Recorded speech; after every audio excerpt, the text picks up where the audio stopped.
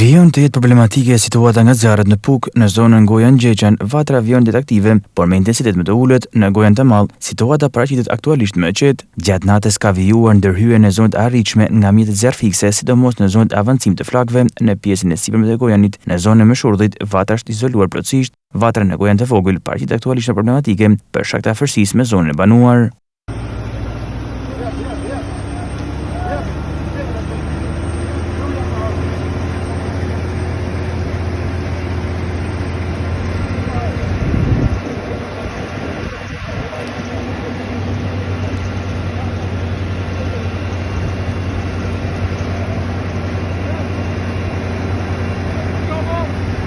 Mungesa aksesit rrugor dhe terreni i vështirë kufizojnë ndërhyrjen në mjete. Në këtë vatër operohet me ndërhyrje nga ajër me 2 helikopter në zonën mbi Gjeçan. Vatra gjithashtu po përparohen, aktualisht nuk paraqitet rrezik për banesat. Vjen puna me forcat operacionale toksore dhe situata monitorohet nga afër. Në vardimsi, efektivet e MZZ me mjetet zjarrfikse janë përqendruar pranë zonës banuara, të dislokuar në zonën rreth 40 efektiv të forcave armatosura, si edhe mjetet zjarrfikse me efektiv përkatës nga Fusharzi, Shkodër, Kamës, Has, Kukës. Për situatën ka folur dhe Ferit Ringaj, zëvendës kryetari i Bashkisë Puk.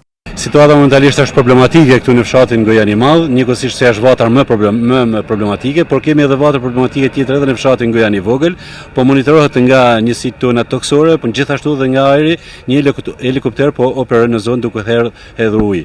Natyrisht janë të angazhuar shërbimet zjarrfikse të Bashkisë Puk, pra të gjithë me kapacitet të plot. Kemi në ndihmë na kanë ardhur edhe nga Bashkia Fusharës dhe nga Bashkia e Kukësit.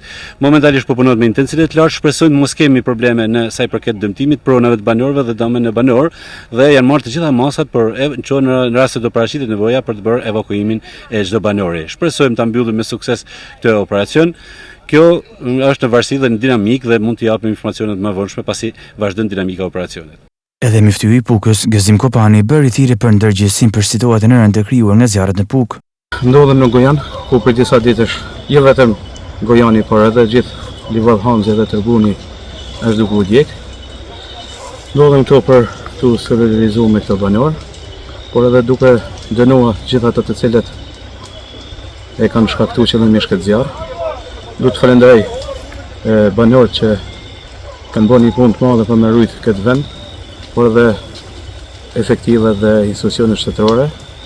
Uroj që ky zjarr të ndalojnë sa më shpejt dhe të kemi kujdes, sepse siç është e shajt jeta, ashtu janë edhe malet, gjitha ato gjallëresat të cilat tashmë nuk janë më si rezultat i zjarrit. Ndërkohë Bashkia Puk ka marrë të gjitha masat për evakuim dhe strehim. Banorët më afër vatrave kanë lëvizur tek familjarët e tyre.